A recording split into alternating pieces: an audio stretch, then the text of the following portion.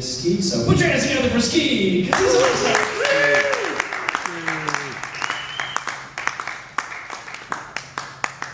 I'm gonna drink your Shirley. I'm gonna drink your Shirley Temple Ski. So I've spent a lot of time out in the woods, out in the desert, out in the forests. My whole life has been filled with nature. Trees, grasses, cactus, and yucca plants, water, ocean, rivers. I've gone gold panning with my grandfather, out in the middle of the stream, ripping up bits of rock, putting it into a pan and sifting it until only the gold remained at the bottom. I've been lucky enough to travel a lot. I used to have a job that would bring me from city to city to city to city, and I've been all over the world. And one of the things I've noticed is that in the United States, old only means one thing. Well, it means two things. It either means historic, something to be preserved in a pristine state, never touched, never changed, or it means something that is just waiting to be replaced.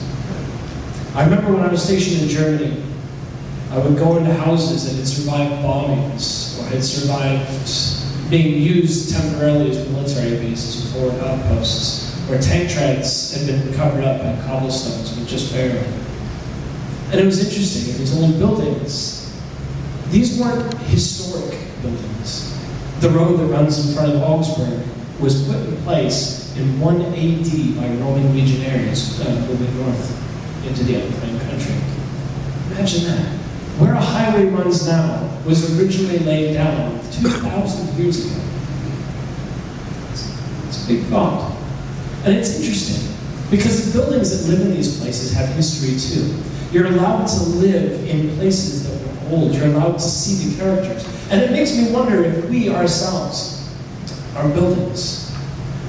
We have a facade, and we have some of us open doors, and we allow truths to come in and to go out. I know that in various points of my life, I have accepted certain truths and then lost them. It's as if they just wandered out. Lessons that I thought I would hold on to forever when I was a teenager, when I was in my 20s, I find I'm searching for again. They're not there. And I wonder if that's okay.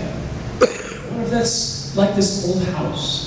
This old building, used for one thing once, and then changed and occupied by something else during times of conflict, and then back to this. Each bit of history leaves its mark on it, and perhaps the truth that spawned it is gone, but some change in the structure is still there.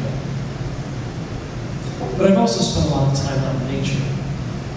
And one of the things nature tells you is things happen. And you just have to be there on the right day. I remember once, when I was stationed out in El Paso, I woke up one morning, stretched, dozed off of my cot, left the armored vehicle I was positioned with. And all around us, for as far as you could see in all directions in the desert, all of the brush, all of the bushes that were out there in the desert were moving. And I thought I just hadn't woken up completely. There was something, or heat stroke or something like that. But what it was is the one day of the year when every stick insect in the desert mates.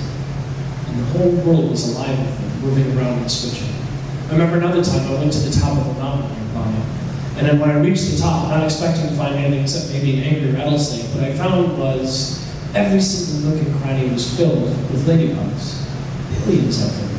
They occupied every little scrub brush. They were inside all of the cracks and crevices. And every now and then, when a strong gust would come over the top of the hill, they would blow away some of them, and others would stay.